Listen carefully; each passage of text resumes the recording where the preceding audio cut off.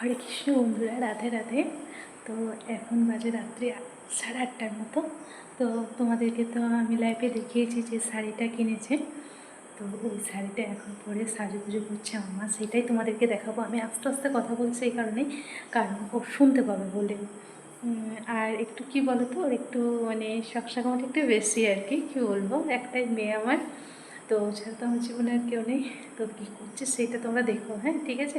তো চলো তোমাদেরকে দেখাই। তো এই যে দেখো বন্ধুরা, ও এখন শাড়িটা পরেছে, দিয়ে এখন মাথায় কাপড় দিয়েছে, দেখো। লজ্জা পেয়ে গেছে, দেখেছি কেমন লাগছে বলো আমার মাটাকে শাড়ি পরে। এটা নিয়েছে কালকের জন্য, কালকে পরবে, তা বলছে মা তুমি পরবে, আজকে আমি পরে নিই, তাই বলছে। ও নিয়েছে ওর জন্যে। লজ্জা পেয়ে গেছে, দেখছো কেমন লজ্জা পেয়েছে।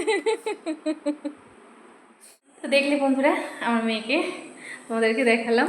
কারণ একটু লাজুক স্বভাব আর একটু সাজুগুজু করতে একটু ভালোবাসে, মানে নিজেই ধরে শাড়ি পরে, শাড়ি খোলে, এরকম ব্যাপার আর কি। আমার শাড়িগুলো নিয়ে করে। তো আজকে ওকে একটা শাড়ি কিনে দিলাম, তোমাদেরকে তো লাইভে দেখালাম যে দোকানের শাড়িটা দিলাম কিনে। তো কেমন লাগছে আমার মেয়েকে। আর আমার ভিডিও তোমাদের যদি ভালো লেগে থাকে অবশ্যই কিন্তু কমেন্টে জানিও, আর আমার পাশে থেকো। আর কার কার পরিবারে আমি এখন পর্যন্ত যাইনি আমাকে কমেন্ট করো, আমি সবার পরিবারে থাকবো, সবার পাশে থাকবো, সবার কাছে যেয়ে ঘুরে আসবো।